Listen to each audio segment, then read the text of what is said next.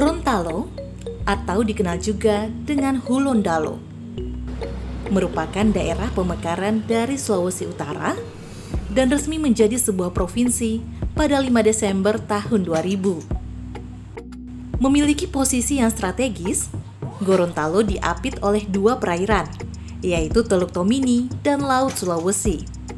Perairan-perairan ini merupakan jalur pelayaran untuk kepentingan perdagangan maupun penyebaran agama dari berbagai daerah di Indonesia. Bahkan, menjadi jalur masuknya perantau dari Hokian serta Jazirah Arab.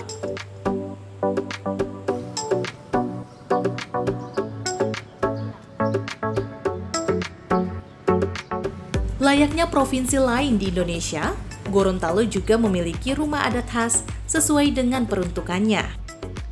Rumah adat ini menjadi representasi dari nilai-nilai budaya dan filosofis masyarakat Gorontalo. Salah satunya yaitu Bandayo Poboide.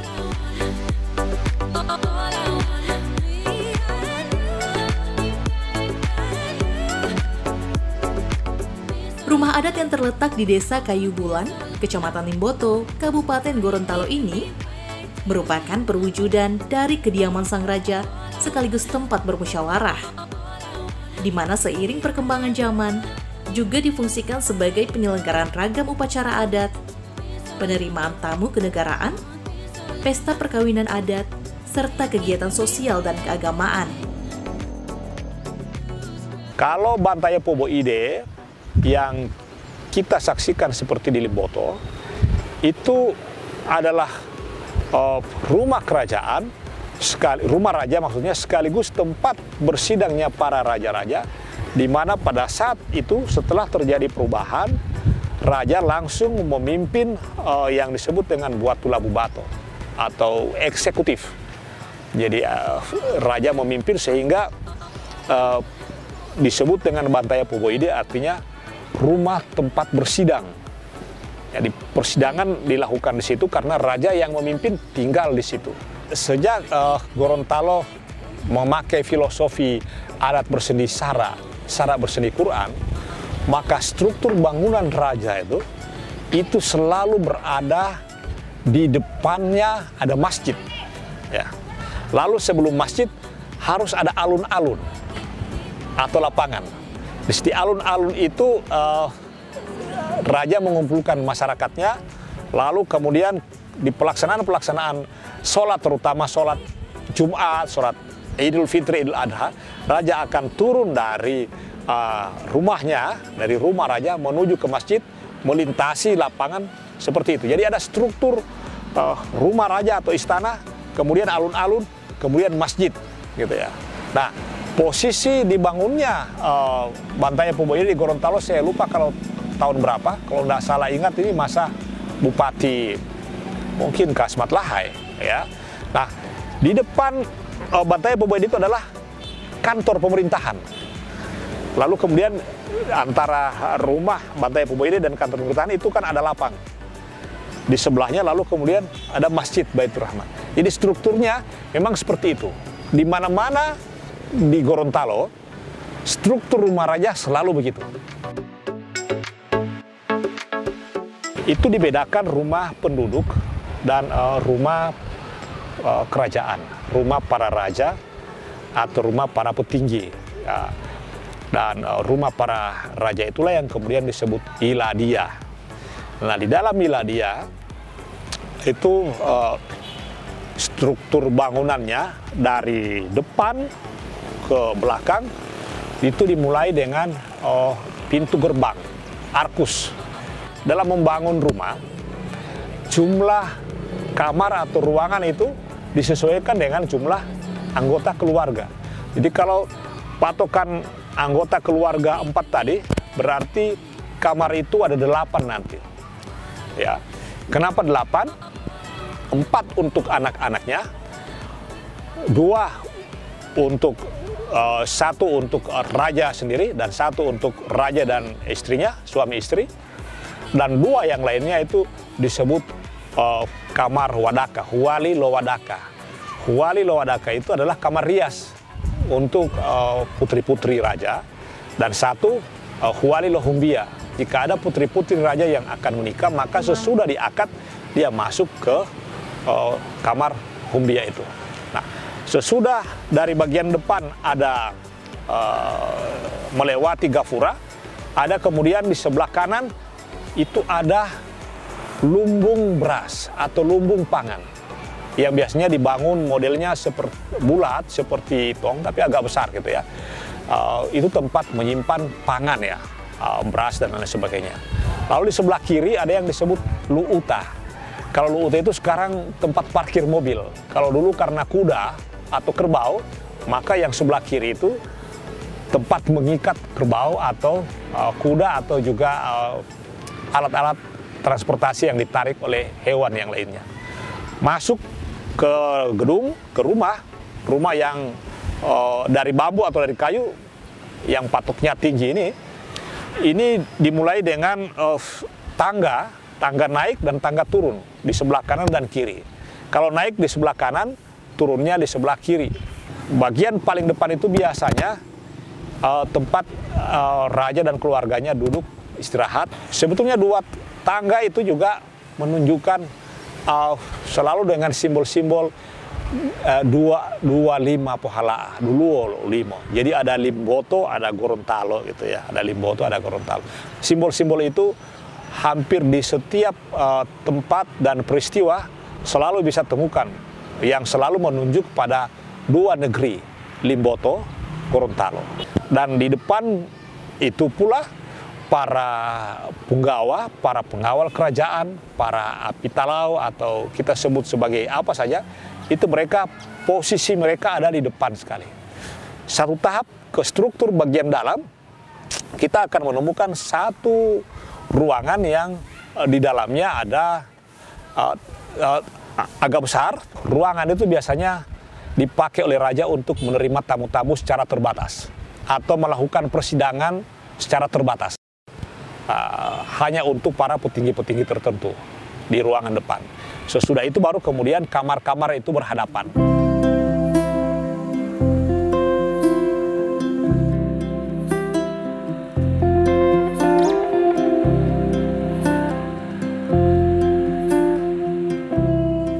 Ada yang unik dari Bandayo Pobo Ide.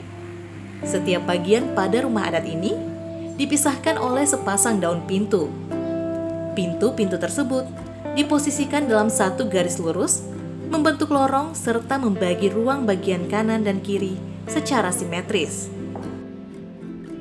Tidak hanya itu, terdapat sejumlah ornamen berupa ukiran pada bagian plafon, tiang kayu pagar serambi, hingga pinggiran atap yang didominasi oleh motif tumbuhan.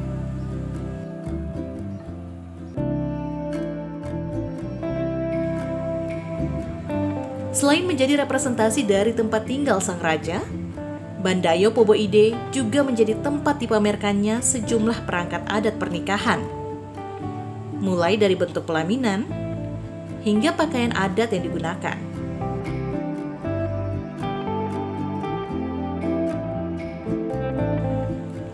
Terdapat pula ruangan khusus yang menampilkan peralatan-peralatan masyarakat zaman dahulu, senjata perang,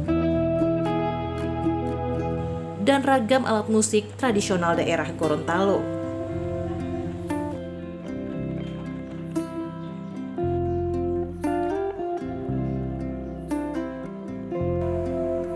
Tidak hanya unik dengan nilai-nilai budaya dan filosofis pada struktur bangunannya, arsitektur Bandayo Pobo Ide juga dinilai sangat sesuai dengan kondisi daerah Gorontalo. Dari melihat dari struktur bangunan Bandayo Pobo Ide itu memang sangat cocok. Yang pertama karena bangunan apapun itu adalah melalui proses maupun produk dari perencanaan. Jadi kalau melihat dari model struktur dan terutama model atap sebenarnya sangat cocok dengan kondisi Gorontalo yang memang tropis dan Indonesia pada umumnya. Selain itu bahan materialnya, material kayu itu kan merupakan salah satu material yang kayu itu adalah material yang higroskopis, Jadi dia sangat familiar dan sangat cocok dengan kelembapan udara yang tinggi seperti kita, sehingga tinggi resapan airnya. Nah, kalau secara umum model atap juga itu kenapa dibilang cocok dengan kondisi Gorontalo, modelnya kan atap pelana, sehingga curah hujan yang besar di Gorontalo ini memang pas dengan model atap yang seperti itu. Jadi kalau rumah adat ini pertama dia sangat adaptable ya, sesuai dengan kondisi daerah Gorontalo. Jadi kalau tadi kita bicara yang pure Gorontalo, tapi sebenarnya memang sudah banyak perubahan. Yang pasti dia sudah vernakular, kalau istilah arsitektur itu sudah arsitektur vernakular, dia sudah berbaur. Mengapa? Karena simbol-simbol garis silang seperti itu sudah mengadopsi dari Belanda. Tapi kalau untuk lingkungan dia adaptable.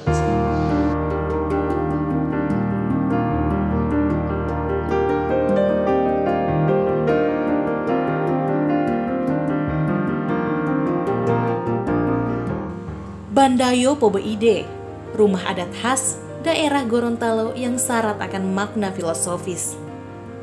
Bergaya rumah panggung dengan atap dan langit-langit bangunan tinggi, memberi kesan karismatik. Detail ornamen-ornamen semakin menambah aksen artistik pada eksterior dan interior ruangannya. Tiang-tiang penyangga menjadi perlambang bersatunya kerajaan-kerajaan di Gorontalo, menjadikan Bandayo Pobo Ide sebagai representasi tempat terciptanya mufakat.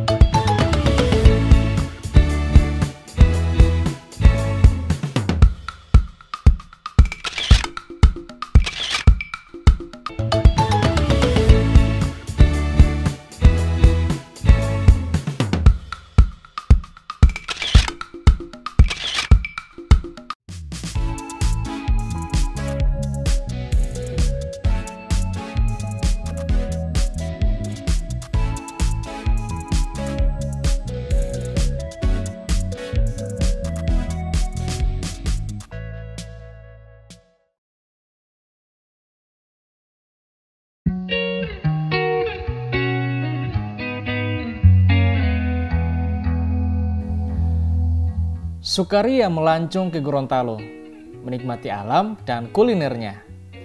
Kalau pulang dari Gorontalo, jangan lupa buah tangan uniknya.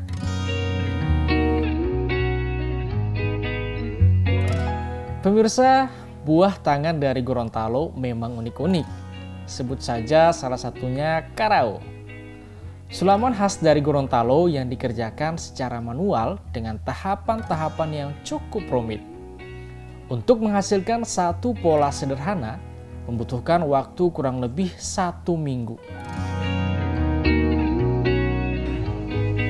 Selain karao, ada lagi nih buah tangan lainnya yang tidak kalah unik. Bahkan, buah tangan ini menjadi salah satu warisan budaya tak benda dari Gorontalo. Apa itu pemirsa? Ya, ini dia yang unik dari Gorontalo. Bukan saya, tapi Upia Karanji. Nah, Upia Karanji ini merupakan kupiah khas dari Gorontalo yang sudah menjadi salah satu warisan budaya serta simbol dan identitas dari provinsi kita, Provinsi Gorontalo. Sejenak kita melihat ini terbuat dari rotan, tapi yang sebenarnya ini terbuat dari tumbuhan mintu. Penasaran kan? Seperti apa tumbuhan mintu dan bagaimana cara pembuatan kupiah Karanji dari tumbuhan mintu? Ikuti saya.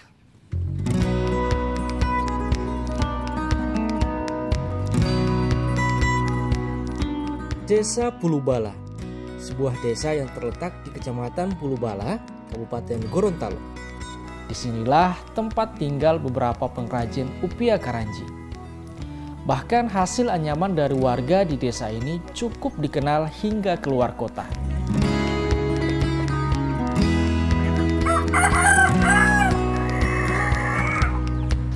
Pemirsa, sebelum mengetahui lebih jauh tentang upia karanji dan proses pembuatannya, kita kenalan dulu dengan tumbuhan mintu yang merupakan bahan baku pembuatan upia karanji.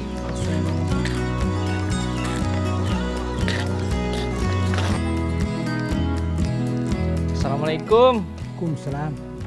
Opa, boleh waktu yang teh mau tuh upia karanji? Wali. Boleh itu apa ya? Mintu. Mintu? Mintu. Oh, boleh mengenali waktu lo mintu itu? Nalio, peti, sapeo, upia. Tutur mula betul mintu apa? To, membidu semua tahu kepala. Kepala apa ya? Yo, tahu itu lo. Kalau tahu itu dulu. Oh, wali itu mau melahu mintu apa? Itu apa? Mahal. Ya. Deh main nanti.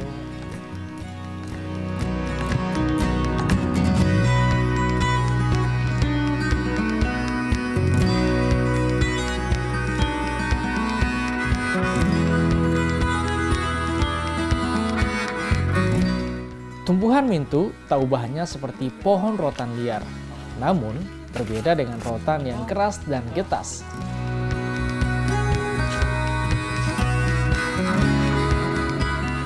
Sulur-sulur tumbuhan mintu ini lebih lentur dan banyak mengandung air. Mintu tumbuhan liar di pinggiran hutan Gorontalo dan cukup mudah untuk menemukannya.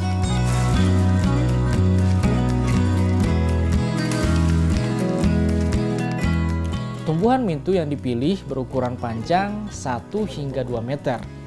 Untuk warnanya, ada yang berwarna hijau dan juga kecoklatan. Warna-warna ini nantinya akan memberikan kombinasi warna pada upia karanji.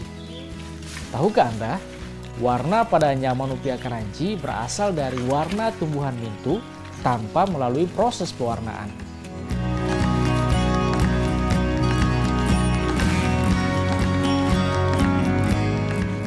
Setelah mintu dikumpulkan, kita langsung saja melihat proses pembuatan anyaman upia karanji. Omah, jadi ini mintu boleh mau anyam? Lagi mau dibelah dulu. Dibelah. Baru mau jemur.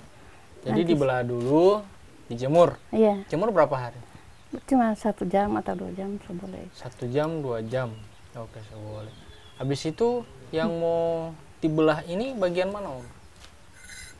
Ini dibelah 3 kah? Belah 6. Oh, belah 6. Iya. Bisa belah 6. Iya, itu. Oh, ini Jadi contoh. Oh, ini belah 6 apa-nya? Iya. Baru kalau sekiring semua runcing kasih masuk di kaleng ini. Oh. Jadi yang jadi besar, yang jadi kecil di situ. Oh, besar kecilnya ini Iya. di sini, ukurannya di sini. Iya. Mau perhalus. Mau perhalus. Contohnya bagaimana, Om? Ini kalau yang di situ besar. Coba, Om. Yang ini kecil.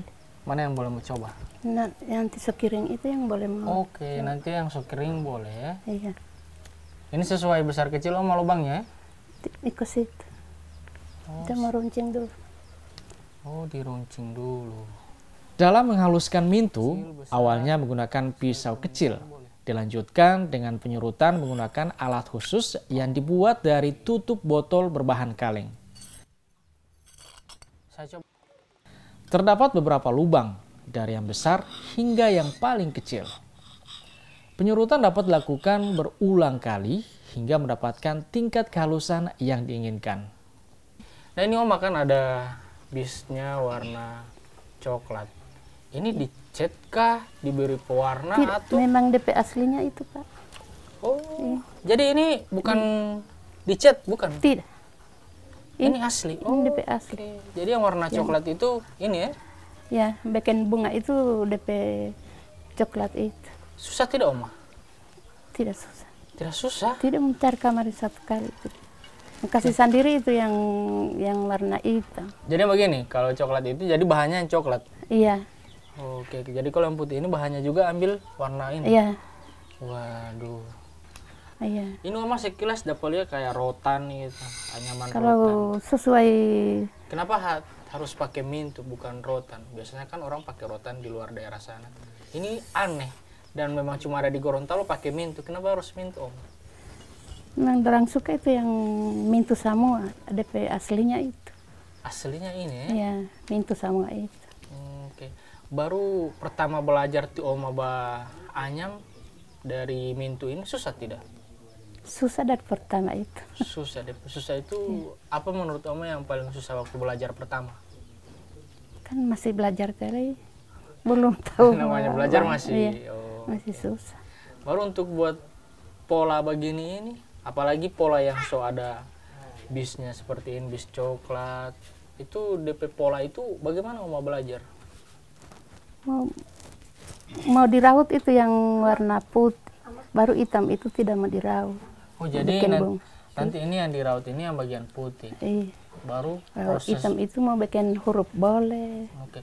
Jadi kalau misalnya ada dua warna begini, ada rumus tidak Oma? Warna hitam itu dengan warna krem itu. Nah pemirsa, untuk bisa menjadi sebuah kupia ini, jadi prosesnya untuk pengambilan mintu, kita belah dulu ya. Setelah kita ambil, kita belah, kita jemur sekitar 2-3 jam. Nah setelah itu, nanti sesuai dengan ukuran dari mintu ini, kita bisa belah 4 atau 6. Nah setelah itu kita lakukan peruncingan. Nah peruncingan ini ada ukurannya, dari kecil sampai yang besar. Dan untuk peruncingannya ini, alatnya ini penutup kaleng, dia bisa ya. Jadi kita bisa ukur sini untuk polanya dari kecil sampai besar. Dan untuk pembuatannya ini sendiri, kita harus buat pola ya. Polanya agak rumit sih. Jadi seperti yang dikatakan Ibu tadi, kita belajar dari pembuatan pola. Nah pembuatan pola ini memang cukup sulit dan harus memiliki kesabaran yang cukup tinggi. Karena menganyam itu susah. Kalau bagi yang belum tahu ya. Ya Ibu ya? Iya. Ma, boleh saya mau belajar? Boleh. Jadi bagaimana Om? Pembuatan anyaman upia karanji ini cukup sulit bagi pemula seperti saya. Namun, bagi Ibu Hajirah dan para pengrajin lainnya, pola sudah dihafalkan di luar kepala, sehingga bisa dengan mudah untuk membuat anyaman upia karanji.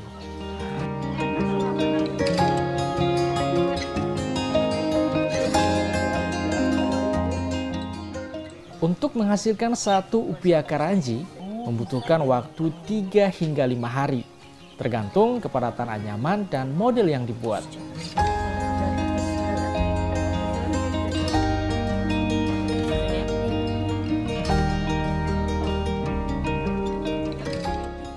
Pemirsa, selain menjadi upia karanji, anyaman dari mintu ini juga dapat dijadikan topi, souvenir gantungan kunci, hingga tas. Untuk harganya pun beragam, sesuai tingkat kesulitannya.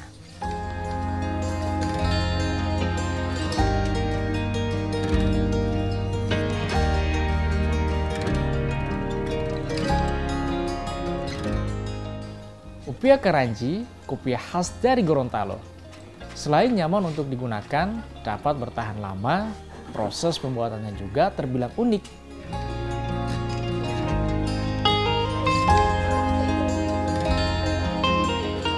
Dianyam menjadi berbagai macam bentuk.